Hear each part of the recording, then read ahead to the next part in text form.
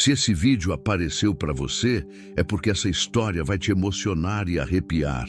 Então, já se inscreve no canal se você gosta desse tipo de história e comenta aí de qual cidade você está assistindo. Meu nome é Ezequiel e há 4 anos não pronuncio uma palavra que não seja dirigida aos bichos. A terra vermelha se estende até o horizonte, rachada pelo sol que não dá trégua. Acordo sempre às 5, quando o último galo canta sozinho no terreiro. Os outros morreram de uma peste que não soube curar, assim como não soube curar minha Clara, quando a febre a levou numa noite de dezembro. Não falo o nome dela em voz alta, nem o do menino. A fazenda São Benedito já foi próspera. Gado gordo pastava nos 40 alqueires. O milho crescia alto e dourado, e a casa ecoava com risos e correria de pés descalços. Hoje só restam 23 cabeças de gado magro, um milharal que planto mais por teimosia do que esperança, e o eco dos meus próprios passos no assoalho de madeira. As manhãs começam sempre iguais. Café amargo na panela de alumínio amassada, olhada no gado, verificação das cercas. O sol nasce como brasa no horizonte e morre como cinza no fim do dia. E eu apenas existo entre esses 2 momentos, sem viver verdadeiramente nenhum deles. Os vizinhos pararam de aparecer. Dona Mercedes, que sempre trazia pamonha nos domingos, desistiu depois que comecei a responder seus cumprimentos apenas com acenos. O padre veio 3 vezes tentar me convencer a voltar à missa. Na terceira, nem abriu o portão. A solidão não dói mais. Virou costume, como o gosto do café sem açúcar ou o barulho das janelas batendo com o vento da madrugada. Às vezes pego a mim mesmo esperando ouvir a voz de Clara me chamando para almoçar, ou os passos pequenos do Miguel correndo atrás das galinhas. Mas é só o vento, sempre o vento, sussurrando promessas que nunca cumpre. O rancho fica numa elevação pequena, cercado por pés de manga e uma cerca de arame que range quando o gado se encosta. Da varanda, vejo o milharal balançar como mar verde quando a brisa sopra. É ali que vou todas as manhãs verificar se a plantação aguenta mais um dia de seca, se as pragas não atacaram durante a noite. Hoje, como todos os outros dias dos últimos 1400 dias, levantei, fiz o café, cumprimentei os bichos e caminhei até o milharal. O sol já queimava às 8 da manhã, prometendo outro dia de ferro em brasa. Meus passos afundavam na terra fofa entre as fileiras, levantando poeira vermelha que grudava no suor. Foi quando ouvi um gemido baixinho, quase um suspiro, vindo de dentro da plantação. Parei. O coração, acostumado ao ritmo monótono dos dias iguais, disparou. Não era barulho de bicho. Conhecia todos os sons da fazenda como conhecia as linhas da minha própria mão. Aquilo era diferente. Aquilo era humano. Seguindo o som, abri caminho entre as plantas altas, os pés de milho me arranhando os braços. O gemido se repetiu, mais fraco agora, quase sumindo no barulho do vento nas folhas. E então a vi. Uma menina estava caída entre as fileiras de milho, o corpo pequeno encolhido como um passarinho ferido. Os cabelos escuros grudavam no rosto suado, os lábios rachados e esbranquiçados. Não podia ter mais que 20 anos, se tanto. Meu primeiro instinto foi recuar. Há anos evitava qualquer contato humano, qualquer situação que me obrigasse a falar, a explicar, a sentir. Mas ela gemeu novamente e alguma coisa dentro do meu peito, algo que eu julgava morto, se mexeu. Ajoelhei ao lado dela. A respiração vinha pesada e irregular. Os olhos, quando entreabriu as pálpebras, estavam vidrados, sem foco.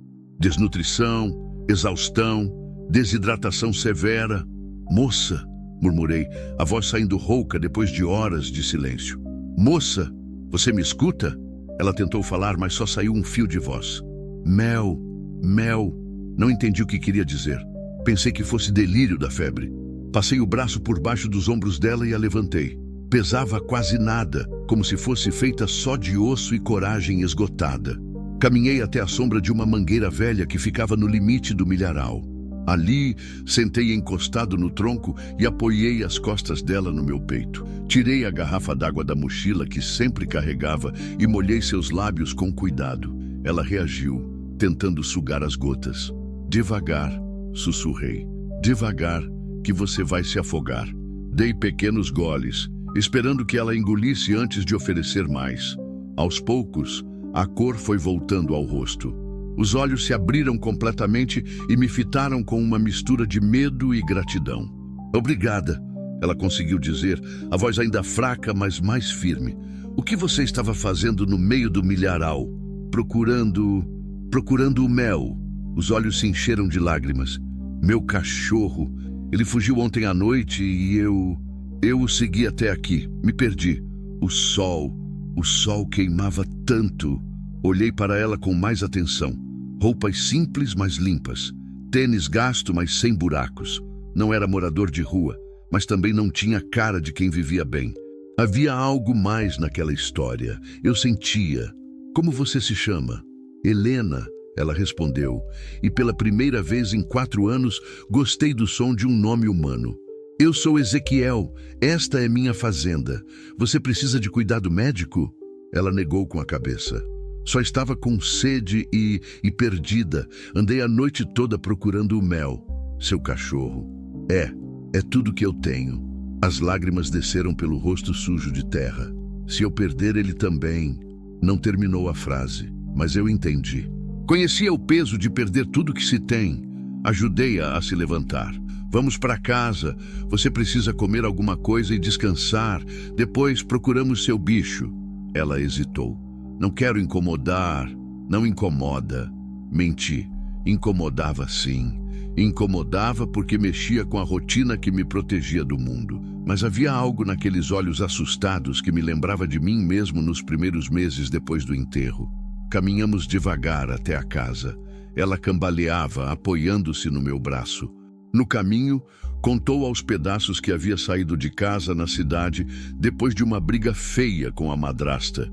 Estava acampada há 3 dias numa mata próxima com apenas o cachorro como companhia. Por que brigaram? Perguntei, sabendo que não devia. Ela disse que eu era um estorvo, que comia a comida dela e do meu pai sem dar nada em troca. Helena olhou para o chão. Disse que era melhor eu sumir de vez. Senti a raiva subir pelo peito, mas não disse nada. Conhecia bem a crueldade das palavras. Na varanda da casa, fiz com que se sentasse numa cadeira de balanço que Clara costumava usar para descascar milho. Trouxe mais água, um pedaço de pão com doce de leite e uma banana. Coma devagar, orientei. O estômago vazio não aguenta pressa. Enquanto ela comia, observei melhor seu rosto. Traços delicados, olhos grandes e expressivos. Quando sorriu agradecendo a comida, algo se apertou no meu peito. Fazia tanto tempo que não via um sorriso direcionado a mim. Você mora sozinho? Ela perguntou, olhando a casa grande e vazia. Moro. Deve ser difícil cuidar de tudo isso sozinho. A gente se acostuma. Ela assentiu, como se entendesse o peso de se acostumar com coisas difíceis. O sol começava a baixar quando terminamos de comer. Helena insistiu em procurar o cachorro antes de escurecer. Aceitei acompanhá-la, mais para garantir que não se perderia novamente do que por bondade. Percorremos os limites da fazenda chamando por Mel. Ela assobiava de um jeito especial, um som agudo e melodioso que ecoava pelos pastos, mas só o vento respondia. Quando a escuridão chegou, voltamos para casa. Helena estava visivelmente abalada, os olhos vermelhos de chorar escondido. Ele vai aparecer, disse, sem muita convicção. Cachorros sempre voltam para casa. Mas eu não tenho casa, ela murmurou. Só tinha o Mel. Preparei o quarto de visitas, aquele que Clara sempre mantinha arrumado para quando a família dela vinha do interior. Lençóis cheirando a alfazema, travesseiro fofo, uma manta no pé da cama. Você pode ficar esta noite, falei. Amanhã procuramos seu cachorro de novo. Ela me olhou com uma gratidão tão intensa que precisei desviar o olhar. Obrigada, seu Ezequiel. De verdade. Fazia tempo que ninguém era gentil comigo. Depois que ela se recolheu ao quarto, Fiquei na varanda bebendo café e fumando o cigarro de palha de todo fim de dia. A casa parecia diferente com outra pessoa dentro, menos vazia, menos morta, mas também mais perigosa, porque começava a sentir coisas que havia jurado nunca mais sentir. Helena acordou antes de mim. Quando saí para o terreiro, ela já estava sentada na varanda, penteando os cabelos com os dedos. Havia se lavado. Podia ver as gotas d'água ainda brilhando no pescoço e dobrado as roupas da véspera num cantinho da cadeira. "Bom dia", disse sorrindo. Era um sorriso tímido, mas genuíno. "Bom dia." Hesitei. "Café? Se não for incômodo." Fiz café para 2, pela primeira vez em 4 anos. Trouxe também pão dormido para torrar na chapa, ovos dos Guinés e um pedaço de queijo que havia comprado na cidade na semana anterior. Comemos em silêncio. Não era um silêncio desconfortável. Era o silêncio de 2 pessoas que entendiam o valor das palavras não ditas. "Vou procurar o mel", ela disse quando terminou de comer. "Vou com você." Passou por seus olhos uma expressão que não soube decifrar. Gratidão misturada com algo mais profundo. Percorremos toda a fazenda novamente. Helena assobiava e gritava o nome do cachorro com uma intensidade desesperada. A cada hora que passava sem resposta, eu a via se desmoronar um pouco mais. Foi no final da manhã, quando já havíamos vasculhado todos os cantos, que ouvimos o latido fraco vindo da direção do açude. Helena correu como se a vida dependesse disso. Eu a segui, o coração acelerado sem que soubesse por quê. Encontramos o cachorro numa depressão perto da água, a pata traseira presa numa armadilha velha que eu havia esquecido de retirar. Era um vira-lata pequeno, de pelo claro e olhos espertos, que abanava o rabo freneticamente ao ver Helena. "Mel! Meu mel!" Ela se jogou no chão ao lado do animal, chorando e rindo ao mesmo tempo. Ajudei a soltar a pata da armadilha. Não estava quebrada, mas estava ferida. Carreguei o bicho no colo até a casa, Helena caminhando ao lado, a mão pousada na cabeça do animal. Na cozinha, lavei o ferimento e passei iodo. O cachorro gemia baixinho, mas se deixava cuidar. Helena o segurava, sussurrando palavras de carinho. "Obrigada", ela disse quando terminei de fazer o curativo. "Obrigada por tudo. Não precisa agradecer." "Preciso sim. Você me salvou. Salvou nós 2. Algo se mexeu dentro do meu peito novamente. Um sentimento estranho e familiar ao mesmo tempo, parecido com orgulho, parecido com propósito. Naquela tarde, Helena insistiu em ajudar nas tarefas da fazenda. Acompanhou-me até o pasto para ver o gado, carregando mel no colo porque ele ainda mancava. Ajudou a consertar uma parte da cerca que estava bambando. Suas mãos eram pequenas, mas hábeis. Segurava o arame enquanto eu pregava, antecipava minhas necessidades, trabalhava sem reclamar do sol ou do suor. "Você sabe trabalhar na roça", observei. "Minha avó tinha um sítio pequeno. Passei as férias da infância lá." Um sorriso nostálgico. "Foram os melhores momentos da minha vida." "Por que não foi morar com ela quando brigou com sua madrasta?" O sorriso morreu. "Ela faleceu no ano passado." Entendi. Mais uma perda. Mais uma pessoa tentando lidar sozinha com o peso do que se foi. No final do dia, preparei jantar para 3. Eu, Helena e Mel, que ganhara direito a um prato de comida de gente.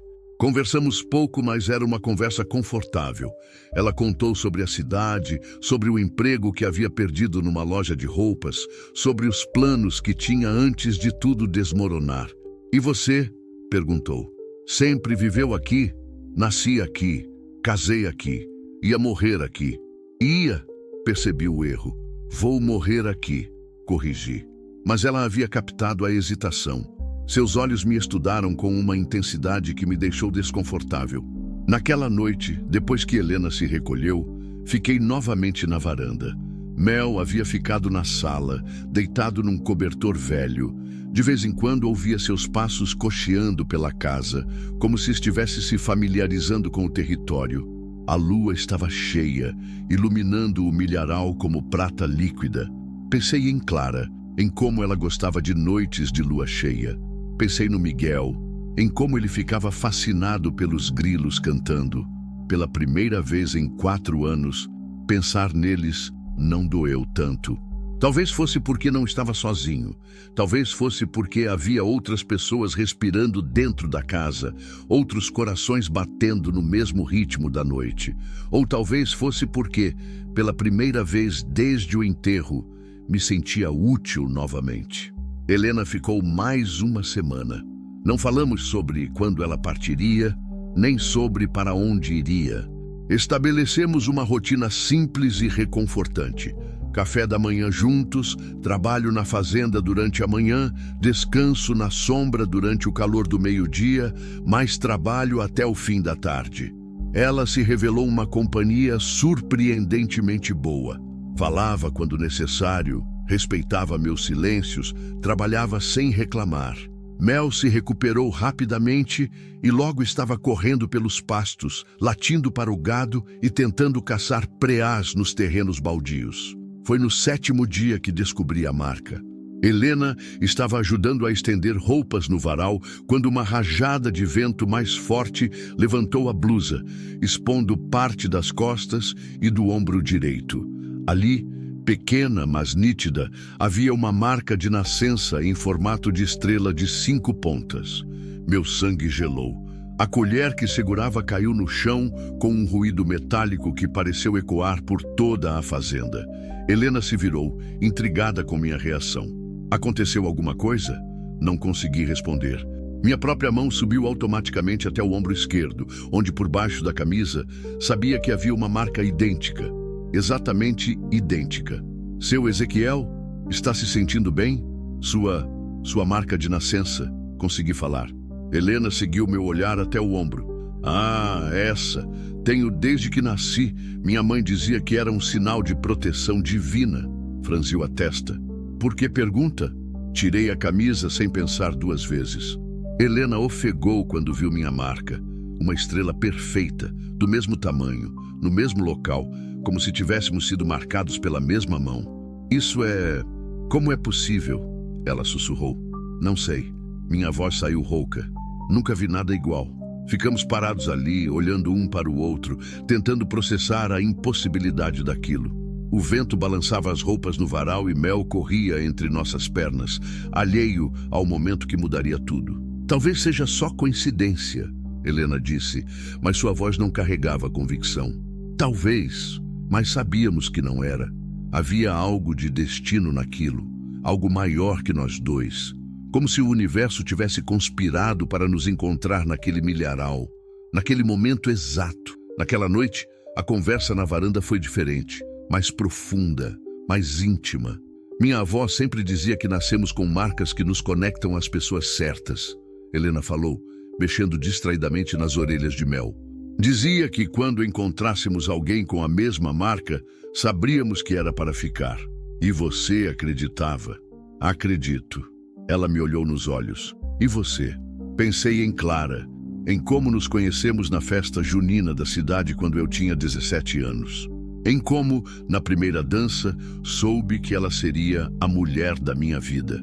Em como, 3 meses depois, descobrimos que tínhamos nascido no mesmo dia, na mesma hora, em hospitais diferentes. Acredito também. O silêncio que seguiu estava carregado de possibilidades. Helena se levantou da cadeira e veio até onde eu estava encostado na coluna da varanda. Posso ver de novo? Tirei a camisa. Ela tocou minha marca com a ponta dos dedos, um toque tão leve que me arrepiou todo. Depois virou-se e levantou a blusa, expondo a própria marca. Toquei a estrela no ombro dela com a mesma delicadeza. Sua pele era quente e macia. Sentia estremecer sob meu toque. Somos iguais, ela sussurrou. Somos. Mas éramos também muito diferentes. Eu carregava 4 anos de luto, de solidão, de culpa por estar vivo quando ela não estava. Helena carregava a dor da rejeição, do abandono, da falta de lugar no mundo. 2 pessoas marcadas pela perda, encontrando uma na outra a possibilidade de cura. Naquela noite, Helena não dormiu no quarto de visitas. Dormiu ao meu lado, na cama que havia compartilhado com Clara. Não fizemos amor, não ainda. Apenas nos seguramos, dois náufragos agarrados ao mesmo pedaço de madeira numa tempestade que durava anos. Quando o sol nasceu, acordei com a sensação de que algo fundamental havia mudado. Não apenas em mim, mas no ar da casa, no cheiro da manhã, na cor da luz que entrava pelas janelas. Helena estava acordada, observando meu rosto. "Não se arrepende?" perguntou. "De quê?" "De ter me deixado ficar, de ter encontrado nossa marca, de ter me escolhido." Passei a mão pelo seu cabelo, maravilhado com a maciez. "Não me arrependo de nada." E era verdade. Pela primeira vez em 4 anos, não me arrependia de estar vivo. Foi Dona Carmen quem espalhou a primeira fofoca. Helena e eu estávamos na cidade comprando sementes e arame para a cerca quando a vi na padaria, cochichando animadamente com outras mulheres. Os olhares que me lançaram eram uma mistura de curiosidade e julgamento. "Tem gente falando de nós", Helena disse no caminho de volta. "Deixa falarem. Você não entende." Ela mexeu nervosamente na alça da bolsa. "Cidade pequena é assim. Se as pessoas começarem a falar mal, o que vão falar? Que estou feliz pela primeira vez em 4 anos?" Helena não respondeu, mas vi a preocupação no rosto dela. A preocupação se mostrou justificada nos dias seguintes. Os olhares na cidade ficaram mais insistentes, os cumprimentos mais frios. O dono da loja de ferragens, que sempre foi cordial, mal levantou a cabeça quando entrei. Foi no sábado que Rosângela apareceu na fazenda. Rosângela havia trabalhado para mim e Clara durante 5 anos. Era uma mulher forte, de 40 e poucos anos, que cuidava da limpeza da casa e ajudava Clara com as conservas e queijos. Depois da morte da minha esposa, continuou vindo uma vez por semana para manter a casa em ordem, mesmo eu insistindo que não era necessário. Chegou de manhã cedo, como sempre, mas desta vez não trouxe os materiais de limpeza. Veio com o rosto fechado e os olhos duros. "Bom dia, seu Ezequiel", disse, mas o tom não tinha nada de bom. "Bom dia, Rosângela." Ela olhou Helena, que estava na cozinha preparando café, com uma expressão que gelou o sangue. "Preciso conversar com o senhor. Em particular." Helena percebeu a tensão no ar. "Vou dar uma volta com o Mel", disse, pegando o cachorro no colo e saindo pela porta dos fundos. Rosângela esperou que ela sumisse de vista antes de falar. "O que é que o senhor está fazendo, Ezequiel?" "Como assim? Essa menina, essa criança que o senhor trouxe para dentro de casa." Senti a raiva subir pelo peito. "Helena não é criança. É uma mulher adulta e... E o quê?" Rosângela me cortou. "Esposa do senhor, namorada. O que Dona Clara ia dizer se visse o senhor substituindo ela por uma fedelinha qualquer?" A menção de Clara me atingiu como um soco. "Você não tem direito." "Tenho sim." Ela se aproximou, os olhos flamejando. "Trabalhei nesta casa por anos. Limpei o vômito do seu menino quando ele ficou doente. Segurei a mão de Dona Clara quando ela estava morrendo. E agora vejo o senhor desonrando a memória dela com uma vagabunda que apareceu do nada." "Cuidado com o que fala de Helena." "Helena?" Rosângela riu, mas era um riso amargo. "O senhor nem sabe de onde ela veio, que família tem. Pode ser ladra, pode ser drogada, pode ser qualquer coisa, mas o senhor está tão carente que nem se importa." "Chega." Minha voz saiu baixa, mas carregada de ameaça. "Não chega não, porque não é só eu que estou falando. A cidade inteira está comentando. Estão dizendo que o senhor perdeu o juízo, que está fazendo papel de idiota com uma molecada que só quer se aproveitar. Estão dizendo que o senhor esqueceu Dona Clara e o menino. Saia da minha casa." "Estou saindo, mas não volto mais enquanto essa aí estiver aqui. E o senhor pode ter certeza de que todo mundo na cidade vai saber o tipo de homem que o senhor virou." Rosângela saiu batendo a porta com tanta força que os copos tremeram no armário. Fiquei parado na cozinha, o coração martelando no peito, as palavras dela ecoando na cabeça. Helena voltou alguns minutos depois, o rosto pálido. Eu ouvi. Ela disse simplesmente: "Não liga para ela. Está com ciúme, só isso." Ciúme? Helena me olhou com uma expressão que não consegui decifrar. "Ezequiel, ela estava apaixonada por você.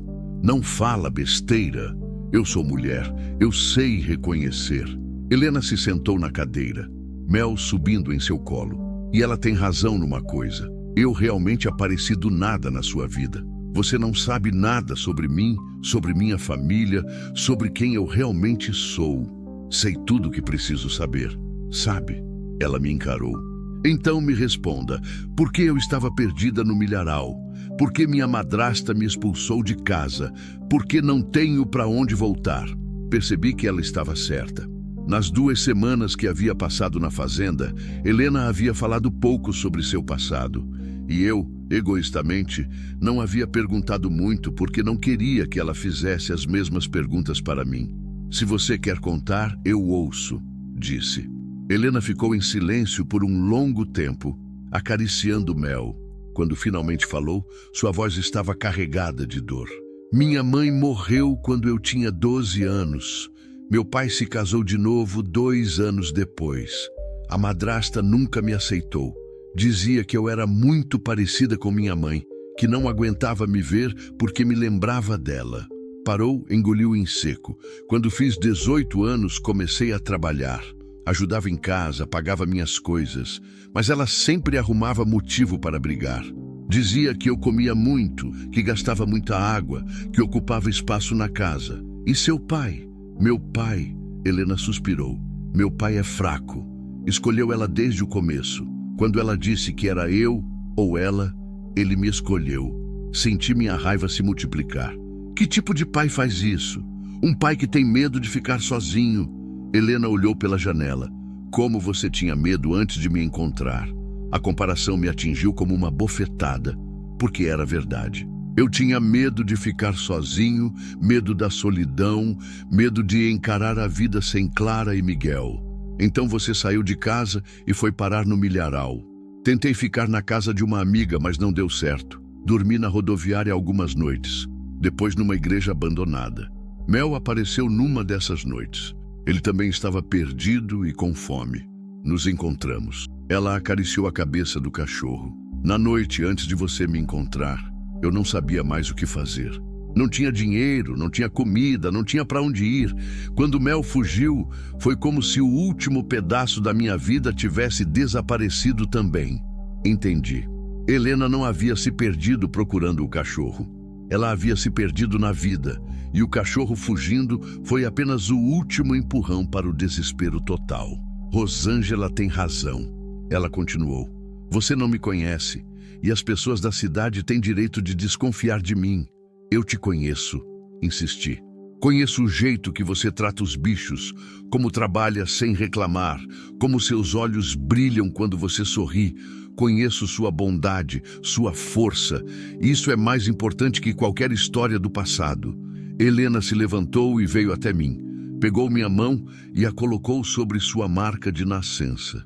"E isso, você acredita mesmo que é destino?" "Acredito. Mesmo que todos na cidade falem mal de nós? Mesmo assim. Mesmo que digam que você está desonrando a memória da sua esposa?" Essa pergunta me atingiu em cheio, porque no fundo eu também tinha medo disso.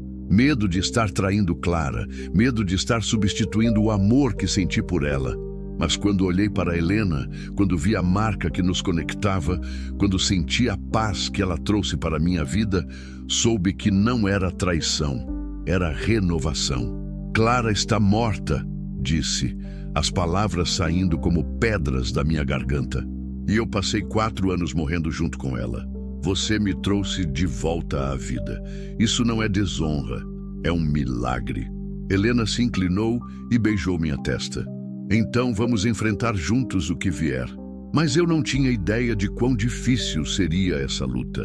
A pressão da cidade aumentou nas semanas seguintes, como água represada que ameaça romper o dique. Primeiro foram os olhares. Depois, os comentários sussurrados que paravam quando eu passava. Em seguida, alguns vizinhos começaram a me evitar abertamente. O padeiro passou a me atender com cara feia. O veterinário, que sempre foi amigo, arrumava desculpas para não atender meus chamados. Helena sentia tudo isso mais intensamente que eu. Via como as mulheres na igreja a olhavam, como as conversas morriam quando ela se aproximava. Começou a sair menos da fazenda, a se recolher.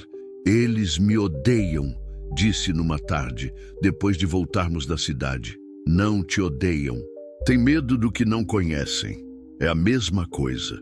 Não era, mas entendi o que ela queria dizer. O julgamento dói igual, independente da origem.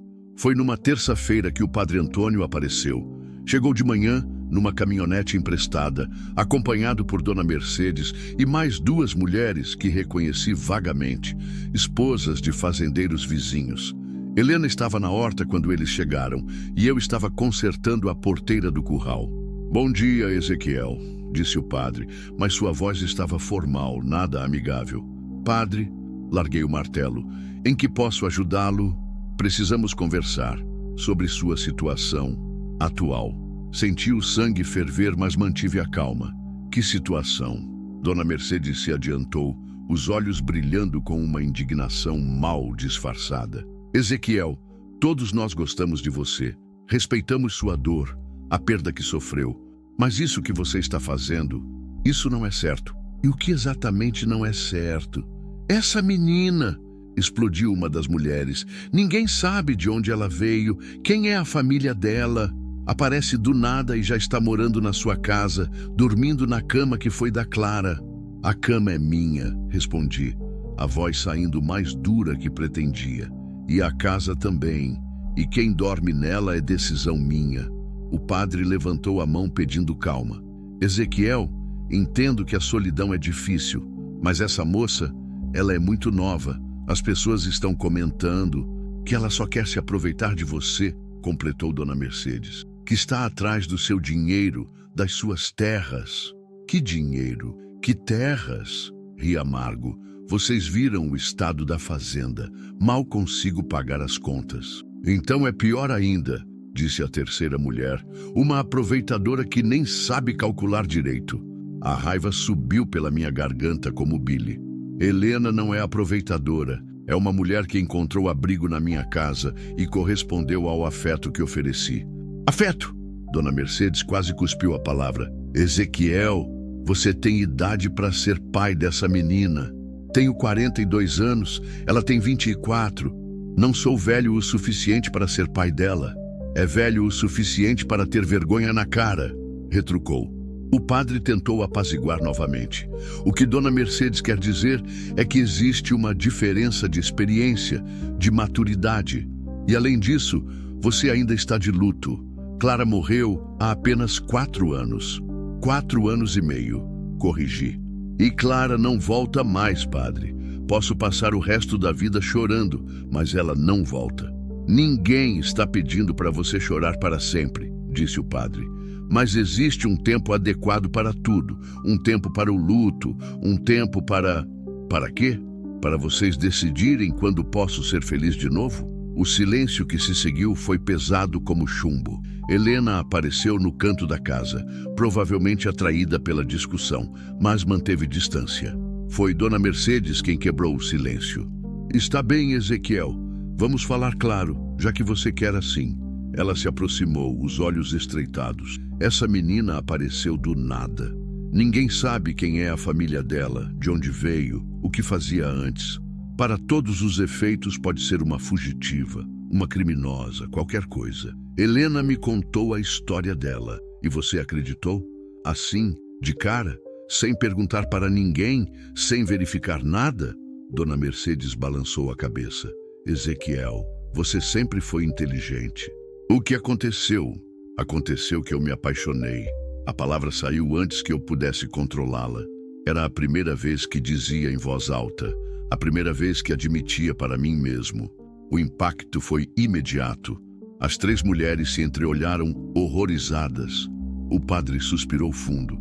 Ezequiel, começou o padre. Não, levantei a mão. Não quero ouvir mais nada. Helena fica. Quem não gosta que não venha aqui. Então você escolheu, disse Dona Mercedes, a voz gelada. Escolheu uma estranha em vez da sua própria comunidade. Em vez das pessoas que te conhecem desde criança, que estiveram com você no enterro da Clara e do menino. A menção do Miguel me atingiu como uma punhalada. Não misturem meu filho nisso. Já misturamos, explodiu a terceira mulher. Porque seu filho está vendo tudo lá do céu. Está vendo o pai dele substituindo a mãe dele por uma qualquer. Algo se rompeu dentro de mim.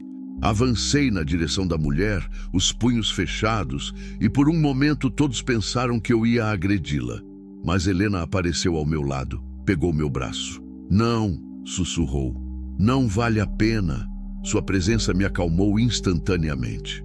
Respirei fundo, abri os punhos. Quero que saiam da minha propriedade, disse, a voz controlada, mas firme. Agora, o padre tentou uma última abordagem.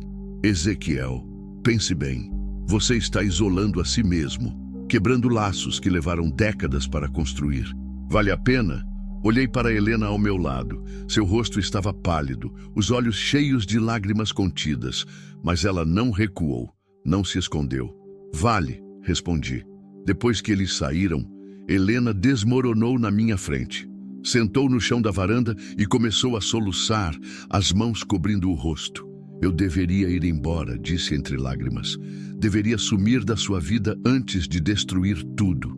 Ajoelhei ao lado dela, peguei suas mãos. Não vai a lugar nenhum. Eles têm razão. Eu apareci do nada, não tenho família, não tenho passado que preste, sou um estorvo na sua vida. Você é a melhor coisa que me aconteceu em 4 anos. Sou uma carga. Estou causando problemas para você. Helena, segurei seu rosto entre as mãos, forçando-a a me olhar. Você me salvou. No dia que te encontrei no milharal, eu estava planejando desistir de tudo. Vender a fazenda, ir embora, ou pior, você me trouxe de volta à vida. Você, beijei sua testa. E não vou deixar que ninguém tire isso de mim, de nós. Mas mesmo enquanto dizia essas palavras, sabia que a batalha estava só começando. A guerra silenciosa durou mais 2 semanas. O fornecedor de ração se recusou a entregar na fazenda. O mecânico que sempre consertava meus equipamentos começou a inventar desculpas. Na cidade, alguns estabelecimentos passaram a me tratar com frieza. Outros simplesmente me ignoravam. Helena culpava a si mesma por tudo. Via como eu estava sendo ostracizado por causa dela e se consumia de culpa. Parou de comer direito, dormia mal, chorava escondido quando pensava que eu não estava vendo. Não aguento mais ver você sofrendo por minha causa, disse numa noite. Não estou sofrendo por sua causa. Estou enfrentando preconceito idiota. É a mesma coisa, não é? Puxei-a para perto de mim na cama. Helena, se você não estivesse aqui, eu estaria morto por dentro. Prefiro enfrentar o mundo inteiro com você do que viver em paz sem você. Ela se aninhara no meu peito, mas sentia sua tensão. E se eles nunca aceitarem? Então vamos viver sem eles. Mas a verdade é que a pressão estava me afetando também. Não pelos comentários ou pela frieza. Isso eu conseguia ignorar. Me afetava ver Helena se culpando, ver como ela definhava a cada dia. A situação chegou ao limite numa sexta-feira. Helena havia ido à cidade buscar remédio para Mel, que estava com um problema no olho. Demorou mais que o normal para voltar, e quando chegou, estava visivelmente abalada. O que aconteceu? Ela se sentou na cadeira da cozinha, as mãos tremendo. Encontrei com Rosângela na farmácia. O que ela disse? Disse que você vai se cansar de mim logo, que homem da sua idade só quer uma coisa de menina nova e depois joga fora. As lágrimas começaram a descer. Disse que quando você enjoar de mim, eu vou ter que sair daqui do mesmo jeito que cheguei, sem nada. A raiva me fez ver vermelho. Rosângela é uma... Mas e se ela estiver certa? Helena me interrompeu. E se você realmente enjoar de mim? E se isso que sentimos não for amor de verdade, só carência? Você acha que é só carência? Eu não sei. Ela se levantou nervosa. Ezequiel, eu nunca amei ninguém de verdade antes. Não sei a diferença entre amor e gratidão, entre necessidade e querer. E você Você estava sofrendo sozinho. Talvez eu seja só um curativo na sua ferida. Suas palavras me doeram mais que todos os comentários maldosos da cidade, porque tocavam no meu medo mais profundo, o medo de estar usando Helena para preencher o vazio deixado por Clara. Você acha que é isso? Helena me olhou nos olhos. Não sei, e essa incerteza está me matando. Naquela noite, dormimos separados pela primeira vez desde que descobrimos as marcas. Helena voltou para o quarto de visitas. E eu fiquei sozinho na cama grande, olhando para o teto. Pensei em Clara, em como nos conhecemos, em como foi fácil e natural amar ela. Pensei no Miguel, em como ele nasceu e preencheu nossa casa com alegria. Pensei na doença, na perda, nos anos de solidão que se seguiram. Depois, pensei em Helena, em como a encontrei, em como ela trouxe vida de volta à fazenda, em como seu sorriso aquecia meu peito, em como seus olhos me faziam querer ser um homem melhor. Era diferente do que senti por Clara, menos inocente, mais desesperado, menos natural, mais necessário, mas nem por isso menos real. Na manhã seguinte, acordei com barulho de movimento na cozinha. Helena estava preparando café e comida, mas havia algo diferente em seu comportamento, uma determinação que não vi antes. Decidiu alguma coisa, falei. Ela assentiu sem me olhar. Vou embora. Meu coração parou. Para onde? Não sei ainda, mas não posso continuar destruindo sua vida. Helena, não. Ela se virou para mim e vi que havia chorado a noite inteira. Ezequiel, você é um homem bom. Merece ser feliz, mas não comigo, não dessa forma. Essa decisão não é só sua. É sim, porque sou eu que estou causando os problemas. Ela respirou fundo. Porque sou eu que não tenho certeza dos próprios sentimentos. E o que vai resolver essa incerteza? Fugir? Talvez. Ou talvez o tempo longe de você me mostre se o que sinto é real ou só dependência.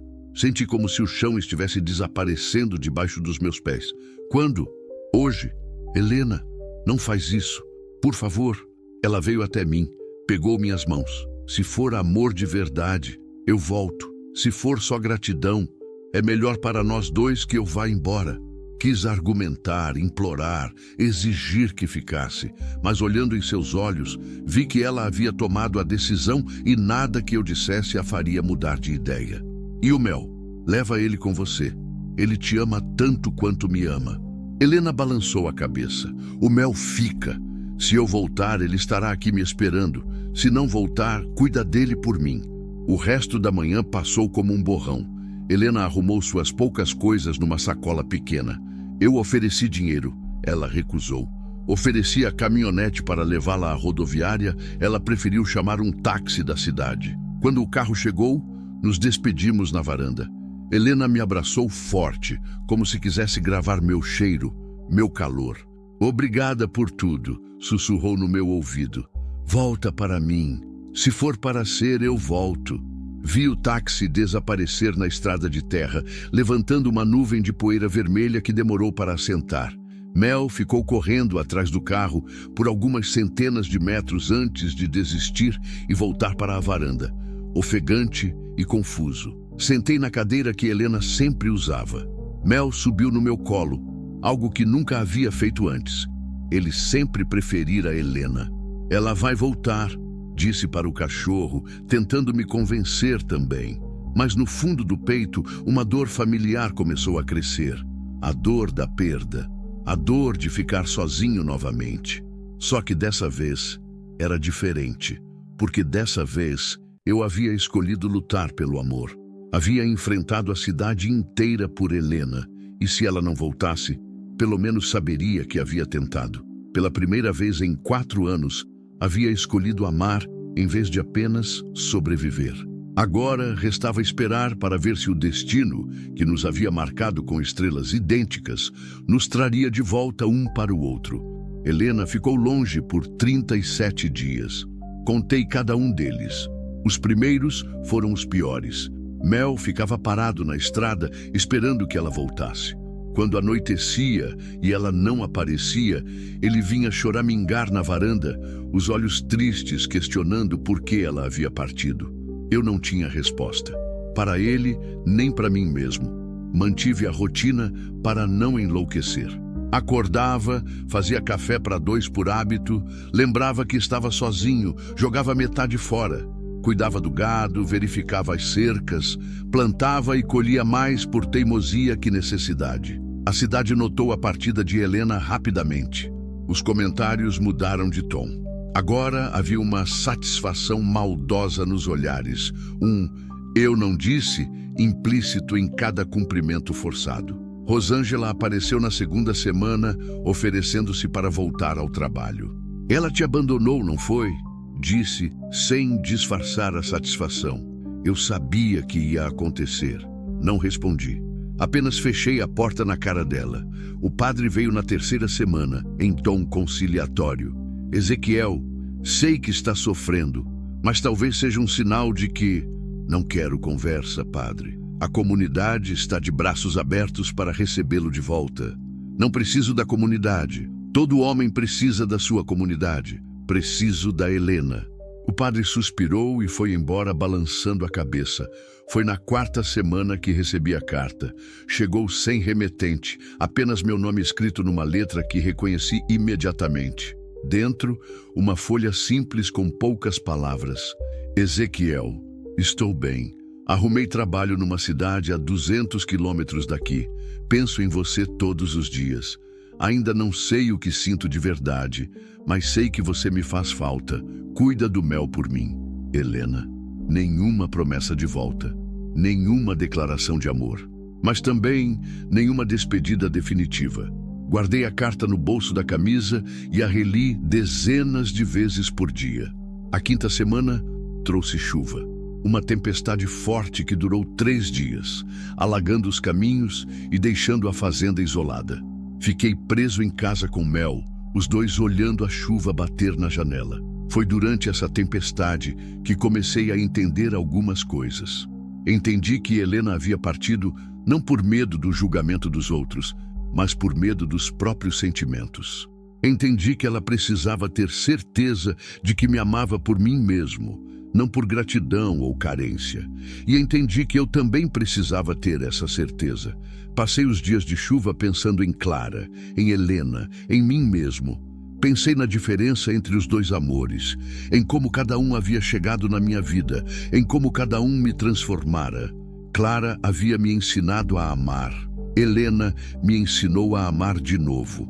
Não era substituição, era renovação. Na sexta semana, comecei a escrever. Cartas que não enviaria, mas que precisava escrever. Contei para Helena sobre meu passado, sobre Clara e Miguel, sobre os anos de solidão. Contei sobre o dia que a encontrei, sobre como ela mudou minha vida, sobre o que sentia por ela.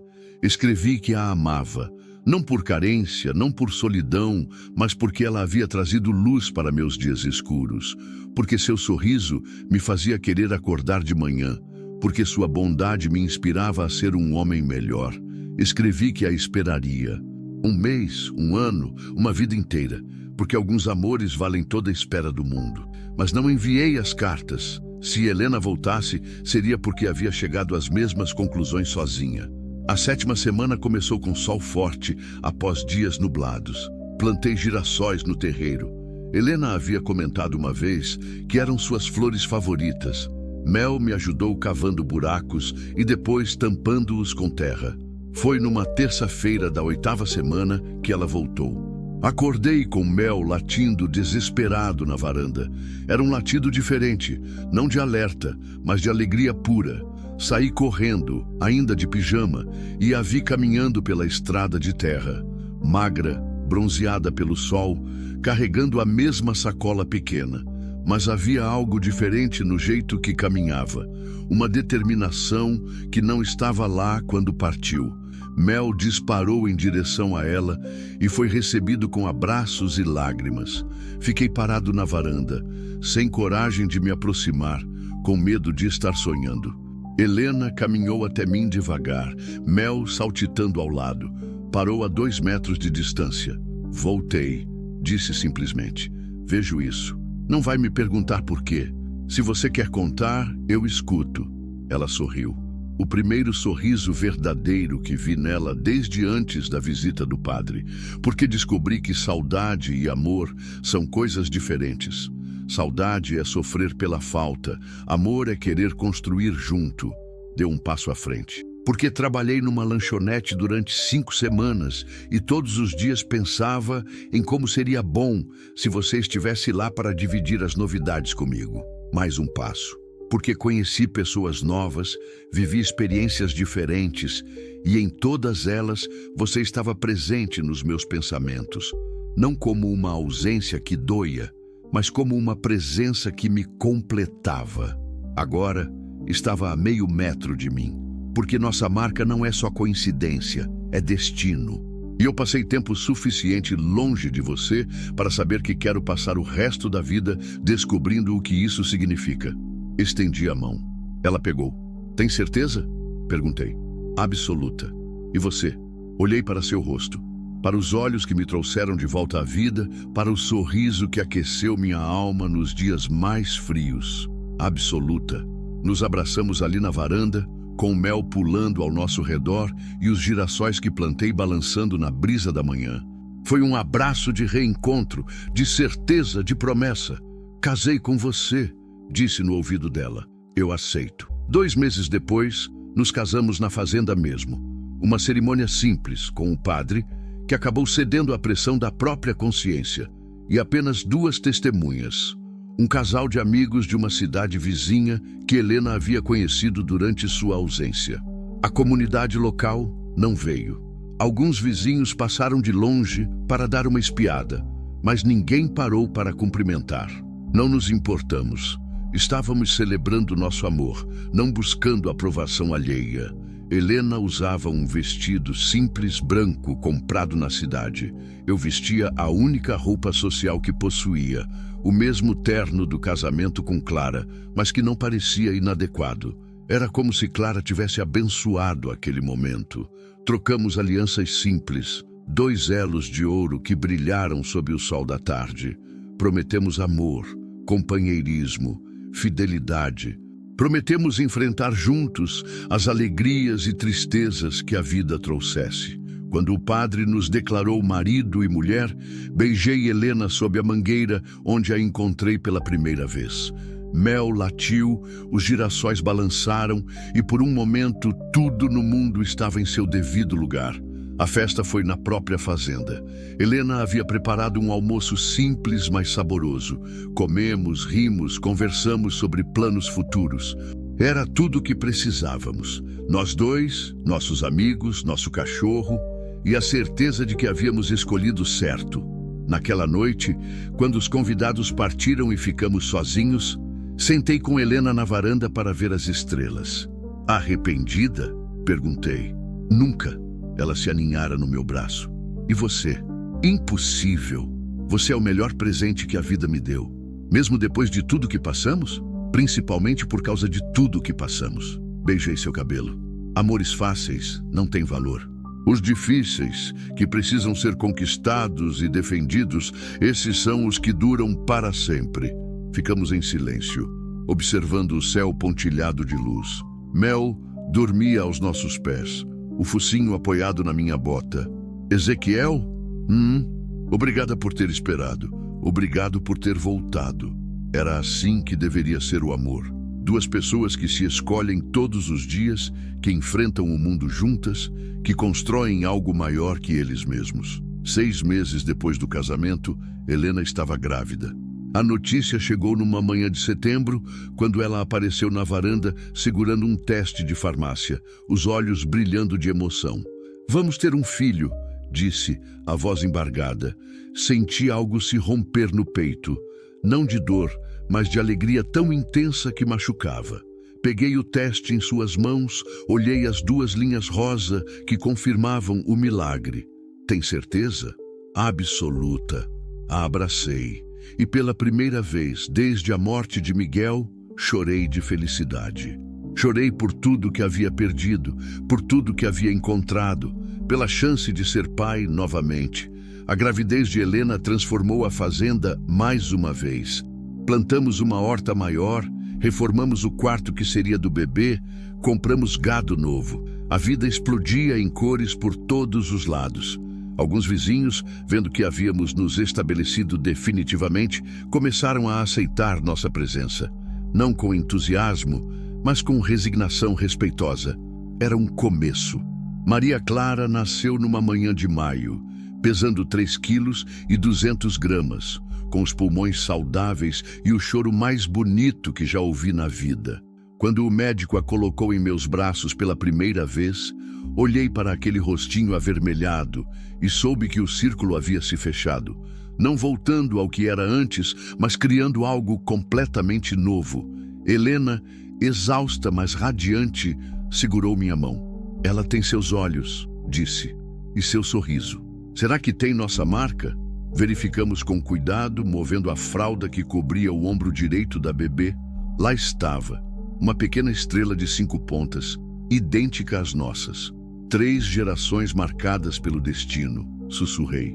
Uma família, Helena corrigiu. E era isso mesmo, uma família, construída sobre as cinzas do que se foi, erguida com o amor que se descobriu, cimentada pela esperança do que estava por vir. Hoje, 2 anos depois, acordo todas as manhãs ao som de passos pequenos, correndo pelo assoalho de madeira.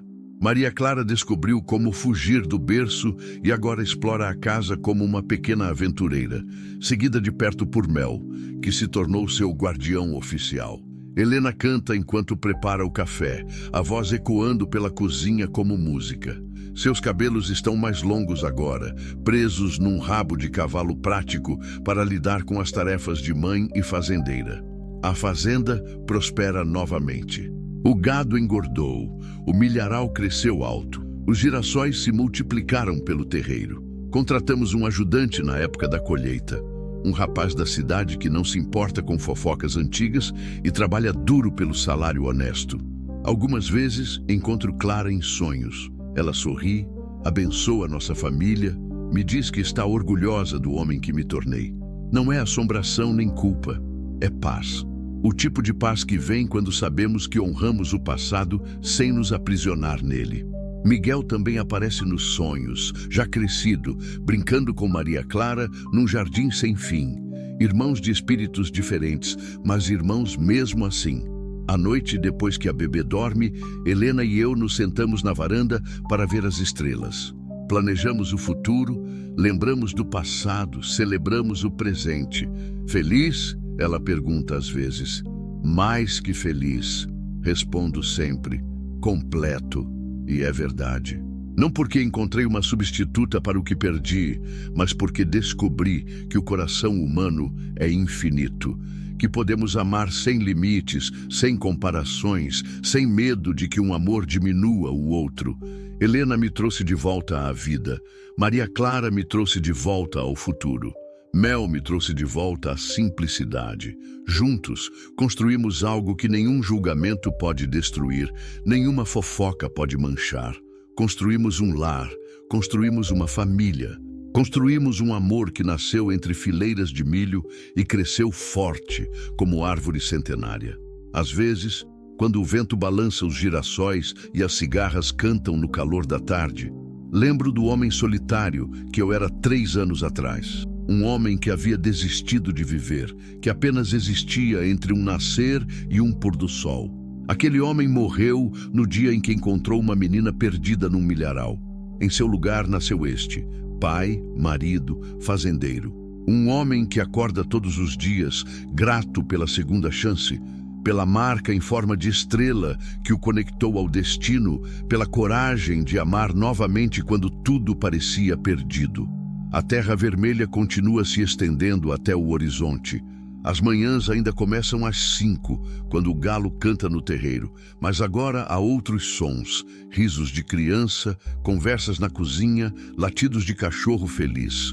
O café ainda é feito na panela de alumínio amassada, mas agora é dividido entre 3 bocas sedentas de vida. A casa ecoa novamente com passos apressados, vozes alegres, o barulho gostoso de um lar habitado pelo amor. E eu, Ezequiel, que um dia pensei que o silêncio seria meu único companheiro, descobri que o coração tem uma capacidade infinita de recomeçar, que é possível honrar o que se foi sem desistir do que está por vir, que o amor verdadeiro não substitui, ele se soma, se multiplica, se reinventa. No fim, descobri que não estava procurando alguém para preencher o vazio deixado por Clara e Miguel. Estava procurando alguém para construir algo novo ao lado das lembranças que carrego. Helena não veio para ocupar o lugar de ninguém. Veio para criar seu próprio lugar, único e insubstituível, no meu coração e na minha vida. Maria Clara não veio para substituir Miguel. Veio para ser ela mesma, com sua personalidade única, seus sorrisos próprios, sua forma particular de iluminar nossos dias. Juntas, elas me ensinaram que a vida não é sobre apagar o passado, mas sobre escrever novos capítulos sem rasgar as páginas antigas. É sobre permitir que o coração cresça, se expanda, abrace mais amor do que jamais imaginamos ser possível. Hoje, quando caminho pelo milharal no fim da tarde, ainda penso no dia em que encontrei Helena, no gemido fraco que me levou até ela, no momento em que nossos olhares se cruzaram pela primeira vez, na descoberta das marcas que nos conectam. Penso em como o destino tem formas misteriosas de trabalhar. Como às vezes é preciso se perder completamente para encontrar o caminho certo. Como às vezes a pessoa que vem nos salvar precisa primeiro ser salva por nós. O milharal onde tudo começou ainda está lá, verde e alto, balançando na brisa da tarde. Às vezes, levo Maria Clara para brincar entre as fileiras, contando para ela a história de como o papai encontrou mamãe num dia muito especial. Ela ri e corre entre as plantas, Mel correndo atrás, e por um momento sinto como se o tempo fosse circular, como se todas as dores e alegrias da vida se encontrassem naquele ponto exato onde o amor renasceu. A fazenda São Benedito voltou a ser próspera, mas sua prosperidade agora se mede em risos, abraços, jantares compartilhados, em palavras de carinho sussurradas na escuridão, em planos feitos para o futuro, em gratidão sincera por cada novo dia. E eu, que achei que minha história havia terminado com as perdas que sofri, descobri que ela estava apenas esperando o momento certo para um novo começo. Às vezes, é preciso atravessar o inverno mais rigoroso para valorizar a primavera que chega. É preciso conhecer a escuridão mais profunda para reconhecer a luz quando ela aparece. Helena foi minha primavera depois do inverno mais longo. Maria Clara é minha luz que brilha todos os dias, renovando minhas forças e minha esperança. E esta terra vermelha, que já viu tanto sofrimento e tanta alegria, continua sendo o palco onde a vida se desenrola em todas as suas cores, onde o amor planta raízes profundas e cresce forte, resistindo a tempestades e preconceitos. No final das contas, descobri que o silêncio não precisa ser solidão, pode ser contemplação, gratidão, paz interior, e que uma vida considerada perdida pode, na verdade, estar apenas se preparando para seu momento mais importante. Hoje, quando o sol se põe atrás dos morros e a família se reúne na varanda para o último café do dia, sei que cada dor foi necessária para chegar até aqui. Cada lágrima derramada regou o chão onde este amor pôde crescer. E amanhã, quando o galo cantar às 5 da manhã, acordarei novamente grato. Grato pelo ontem que me ensinou, pelo hoje que me alegra, pelo amanhã que me espera. Grato por ter aprendido que nunca é tarde demais para recomeçar, que o coração não tem prazo de validade para o amor, que às vezes os melhores capítulos da nossa história são escritos quando pensamos que o livro já chegou ao fim. Esta é minha história, a história de um homem que se perdeu na dor e se encontrou no amor, que descobriu que a vida sempre tem mais uma chance para dar, mais uma lição para ensinar, mais uma alegria para oferecer. E se você, que lê estas palavras, também passa por um inverno rigoroso, saiba que a primavera sempre chega. Às vezes demora, às vezes vem de forma inesperada, mas sempre chega, porque o amor, verdadeiro e corajoso, sempre encontra um jeito de florescer, mesmo na terra mais árida, mesmo no coração mais ferido. Sempre. O sol nasce como sempre nasceu sobre a terra vermelha da fazenda São Benedito, mas hoje há algo especial no ar. É sábado, e sábado significa que toda a família estará reunida para o almoço tradicional na mesa grande da varanda. Maria Clara, agora com 20 anos, acorda antes de todos e corre descalça pelo terreiro, seguida de perto por Mel II.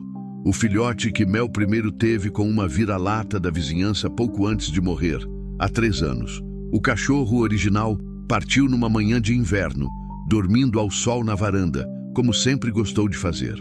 Helena chorou por uma semana, mas quando encontramos o filhotinho abandonado na estrada, soubemos que era Mel dizendo que a vida continua.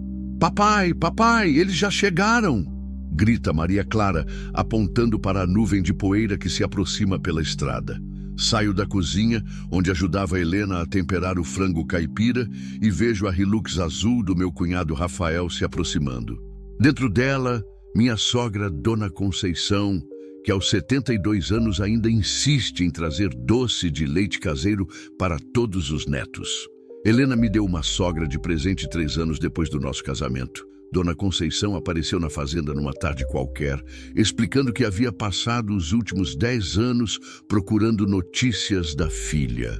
Havia contratado detetive, vasculhado hospitais, percorrido cidades. Quando finalmente nos encontrou, chorou tanto que achei que ia desidratar ali mesmo na nossa varanda. A história dela era simples e trágica. Helena havia fugido de casa aos 18 anos por causa da madrasta, como me contara. Mas o que ela não sabia era que seu pai havia se separado 6 meses depois, incapaz de viver com a culpa de ter escolhido a segunda esposa em detrimento da filha. Dona Conceição, que na verdade era tia de Helena, irmã de sua mãe falecida, havia assumido a guarda moral da menina depois que os pais morreram num acidente quando ela tinha 8 anos. O homem que Helena chamava de pai era, na verdade, seu tio, e a madrasta era sua tia por casamento, que sempre teve ciúme da atenção que o marido dedicava à sobrinha. Quando a verdade veio à tona, Helena passou semanas processando a informação. Descobrir que havia uma família de verdade procurando por ela, que existiam pessoas que a amavam incondicionalmente, foi um choque maior que qualquer revelação anterior. Dona Conceição não veio sozinha. Trouxe consigo Rafael, filho legítimo que Helena nunca soube que existia. Um irmão 5 anos mais velho, casado e com 2 filhos pequenos. Uma família inteira que Helena julgava perdida para sempre. A adaptação foi gradual, mas natural. Dona Conceição se mudou para a cidade mais próxima da fazenda, comprando uma casinha simples onde pudesse estar perto da filha recuperada. Rafael e a esposa, Cláudia, passaram a frequentar nossos domingos religiosamente, trazendo os filhos Joãozinho e Ana Beatriz para brincarem com Maria Clara. Vovó! Maria Clara dispara em direção ao carro antes mesmo que ele pare completamente. Dona Conceição desce com dificuldade. A artrose nas pernas dificulta os movimentos, mas o sorriso que estampa no rosto quando pega a neta nos braços vale todos os medicamentos do mundo. Como está minha princesa? Cresceu mais desde a semana passada. É uma mentira carinhosa que ela repete todo sábado, e Maria Clara sempre responde com o mesmo sorriso conspiratório. Claro que cresci, vovó. Já estou quase da sua altura. Rafael desce do carro carregando Joãozinho, de 7 anos, que imediatamente se solta dos braços do pai e corre para cumprimentar Mel II. Ana Beatriz, de 5 anos e extremamente tímida, se esconde atrás da mãe até que Maria Clara a toma pela mão e a leva para ver os pintinhos novos que nasceram durante a semana. Cláudia, Uma professora primária de poucas palavras, mas coração enorme, me cumprimenta com um beijo no rosto e pergunta se pode ajudar Helena na cozinha. É um ritual nosso. Os homens ficam na varanda conversando sobre a fazenda e futebol. As mulheres dividem histórias e receitas enquanto preparam a comida. Como vão as coisas por aqui, cunhado? Pergunta Rafael, se acomodando numa cadeira de balanço que construí especialmente para as visitas. Não posso reclamar. A última colheita foi boa, o gado está gordo e a Helena está pensando em expandir a escolinha. A escolinha de Helena começou quase por acidente. Maria Clara tinha 4 anos e não havia escola próxima o suficiente para que pudesse estudar sem fazer uma viagem longa todos os dias. Helena, que sempre teve facilidade com crianças, começou a ensiná-la em casa. Quando os vizinhos viram o resultado, Maria Clara lendo e escrevendo melhor que crianças mais velhas, começaram a pedir para que ela ensinasse seus filhos também. O que começou com 3 crianças numa mesa improvisada na varanda se transformou, 5 anos depois, numa escola rural reconhecida pela prefeitura, com 12 alunos de idades variadas e uma metodologia que mistura ensino tradicional com educação ambiental. Helena ensina matemática usando a fazenda como exemplo. Quantos ovos as galinhas botaram esta semana? Quanto de ração o gado consome por dia? Qual a área plantada de milho? Ensina português através de histórias que ela mesma inventa, sempre com cenários rurais e personagens que as crianças reconhecem. E como está o relacionamento com a comunidade? Pergunta Rafael. E sei que não é curiosidade ociosa. Ele acompanhou de perto nossa luta para sermos aceitos. Melhorou muito. O padre Antônio batizou o Joãozinho mês passado, lembra? E Dona Mercedes trouxe pamonha na semana passada. É verdade. A comunidade que um dia nos rejeitou agora nos abraça, ainda que alguns o façam com certa relutância. O tempo tem esse poder de transformar escândalo em normalidade, suspeita em aceitação. Quando perceberam que nosso casamento não era um capricho passageiro, que Helena não era uma oportunista, que nossa família era sólida e contribuía positivamente para a região, os muros do preconceito começaram a desmoronar tijolo por tijolo. Dona Mercedes foi a primeira a ceder. Apareceu na fazenda 2 anos após nosso casamento, carregando uma panela de pamonha e uma desculpa esfarrapada sobre ter feito demais e não querer desperdiçar. Helena a recebeu com a cortesia natural que sempre demonstra.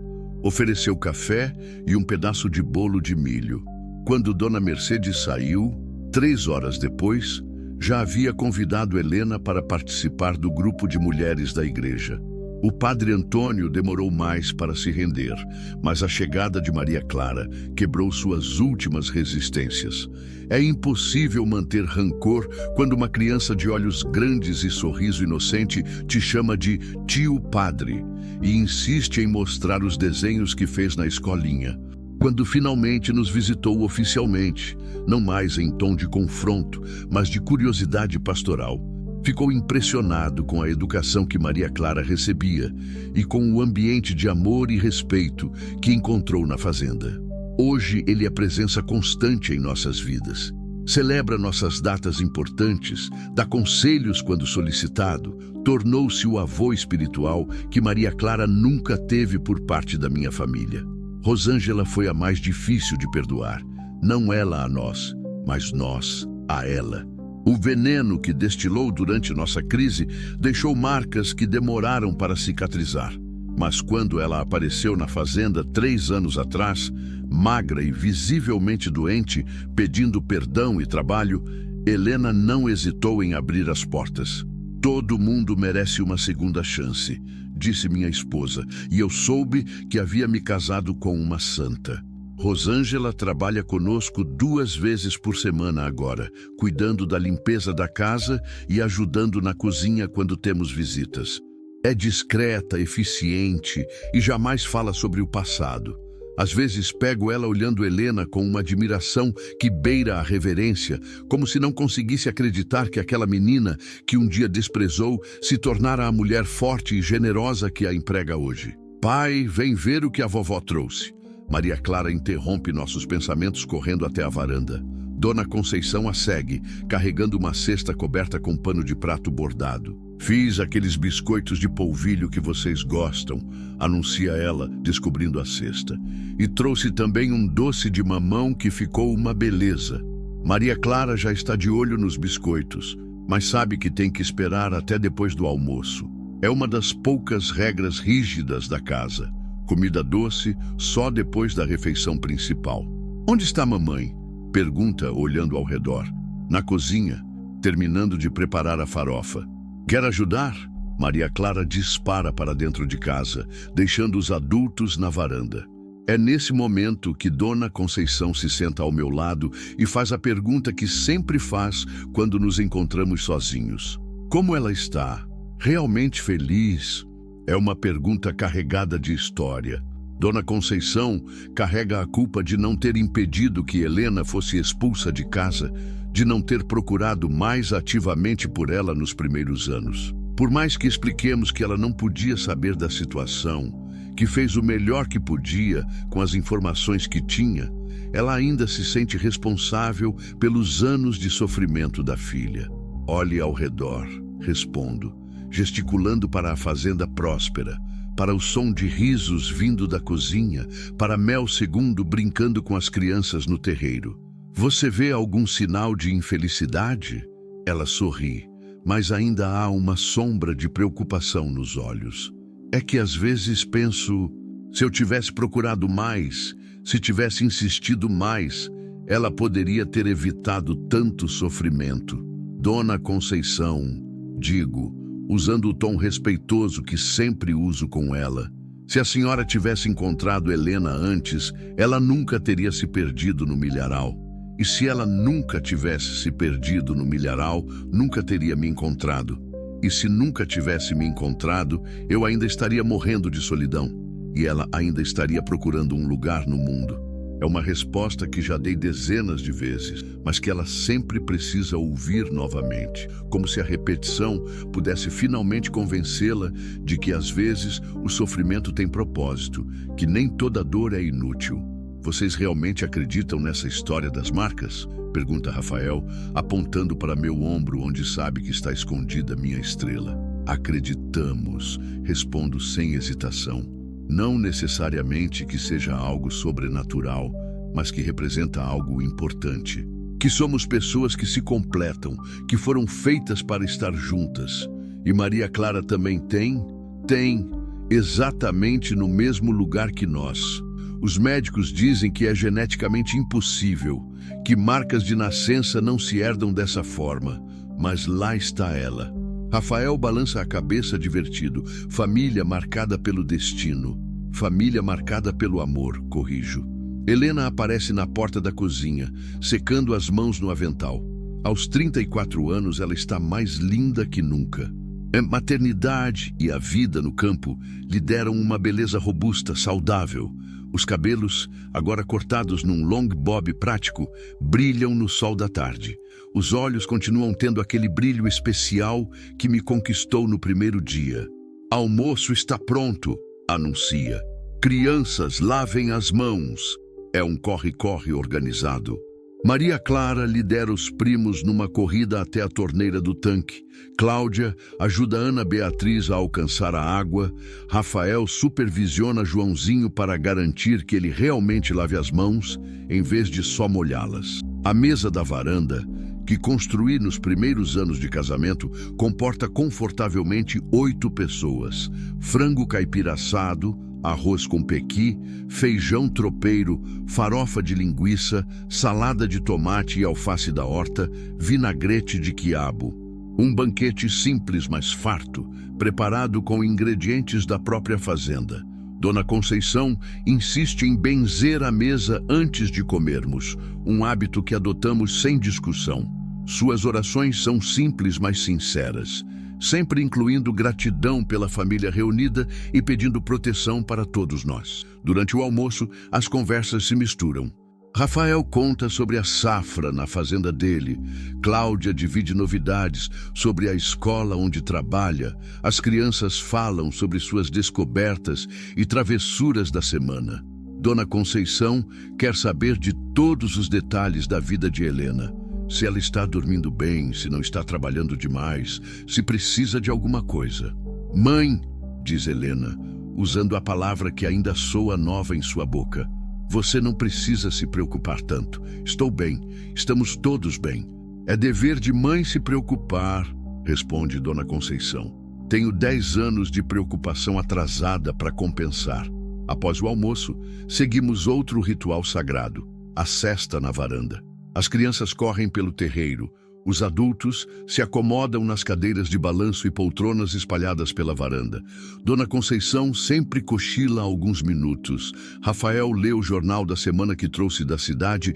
Cláudia e Helena conversam sobre educação e plantas medicinais. Eu fico observando tudo isso, maravilhado como sempre com a harmonia que se estabeleceu. 10 anos atrás, eu era um homem sozinho, amargurado, sem perspectiva de futuro. Hoje sou patriarca de uma família grande e unida, dono de uma fazenda próspera, marido de uma mulher extraordinária, pai de uma menina que é a luz dos meus dias. No que está pensando? Pergunta Helena, vindo se sentar no braço da minha cadeira. Em como a vida é engraçada, em como às vezes é preciso perder tudo para ganhar tudo. Você não perdeu tudo, ela diz suavemente. Clara e Miguel ainda estão aqui conosco, de outra forma. É verdade. Há fotos deles na sala, histórias que conto para Maria Clara sobre o irmão mais velho que nunca conheceu, lembranças que compartilho com Helena sobre a primeira mulher que amei. Não são fantasmas, são presenças benditas que abençoam nossa felicidade em vez de assombrá-la. Maria Clara perguntou sobre eles ontem, conta Helena. Queria saber se eles ficariam felizes em ver nossa família. E o que você respondeu? Que eles ficariam orgulhosos, que o amor que você sentia por eles não diminuiu porque me ama também, que o coração cresce para acomodar mais amor, não divide o que já tem. É uma resposta sábia, típica de Helena. Ela entende instintivamente que não é a segunda esposa, a substituta, a consolação. É a continuação da história. O novo capítulo, a prova de que a vida sempre oferece segundas chances para quem tem coragem de aceitá-las. Quando o sol começa a baixar, é hora da despedida. Dona Conceição abraça todo mundo 2 vezes, como se quisesse guardar o carinho na memória até a próxima semana. As crianças choramingam porque querem ficar mais. Rafael promete trazer um filme novo na próxima visita. Cláudia leva uma muda de manjericão que Helena separou para ela. Semana que vem tem festa junina na escola, lembra Helena. Vocês vão vir? Não perderíamos por nada no mundo, responde Rafael. E eu sei que é verdade. Esta família que se formou ao redor do nosso amor se tornou indissoluvelmente unida. Não apenas por sangue, mas por escolha, por afeto, por histórias compartilhadas. Depois que eles partem, a fazenda volta ao seu ritmo tranquilo. Maria Clara toma banho e se prepara para fazer a lição de casa. Mesmo sendo a filha da professora, ela não escapa das obrigações escolares. Helena e eu nos acomodamos na varanda para nosso momento preferido do dia, o pôr do sol compartilhado. Feliz? Ela pergunta, a cabeça apoiada no meu ombro. Mais que feliz, realizado. E é verdade. Aos 52 anos, sinto que minha vida está completa de uma forma que nunca pensei ser possível depois das perdas que sofri. Não é a mesma completude que tinha com Clara. É diferente, única, especial à sua própria maneira. Sabe o que eu estava pensando hoje? Diz Helena. O quê? Que talvez seja a hora de aumentar a família. Meu coração pula uma batida. Como assim? Maria Clara está grande, independente, a escola está funcionando bem. E eu? Ela hesita corando. Eu gostaria de dar um irmãozinho para ela. A ideia me emociona e me aterroriza ao mesmo tempo. Aos 52 anos, Começar tudo de novo com fraldas, noites mal dormidas, preocupações de pai de primeira viagem. Mas quando olho para Helena, para o brilho esperançoso nos olhos dela, sei que não posso negar nada a essa mulher que já me deu tanto. Você tem certeza? Absoluta. E você? Penso em Maria Clara sendo irmã mais velha, em Dona Conceição com outro neto para mimar, em nossa casa cheia de vozes infantis novamente. Penso na continuação desta história de amor que começou num milharal e se espalhou como sementes levadas pelo vento. Absoluta, respondo, e selo a promessa com um beijo. Naquela noite, depois que Maria Clara dorme e a fazenda se aquieta, Helena e eu fazemos amor com a ternura e paixão de sempre, mas agora com um propósito novo. E quando adormeço, sonho com bebês que carregam estrelas nos ombros, com uma casa ainda mais cheia de risos, com uma família que continua crescendo em amor e alegria. Porque descobri que a vida não tem limite para a felicidade que pode oferecer. Basta ter coragem de aceitá-la, de merecê-la, de cultivá-la todos os dias com gratidão e cuidado. E eu, Ezequiel, que um dia acreditei que minha história havia terminado, sei agora que ela está apenas começando a parte mais bonita. A parte onde o amor vence todos os medos, onde a família é construída não apenas por sangue, mas por escolha, onde cada novo dia é uma oportunidade de ser feliz de uma forma que ainda não experimentamos. Esta é nossa história, e ela continua a ser escrita. Uma alegria de cada vez, um amor de cada vez, uma estrela de cada vez.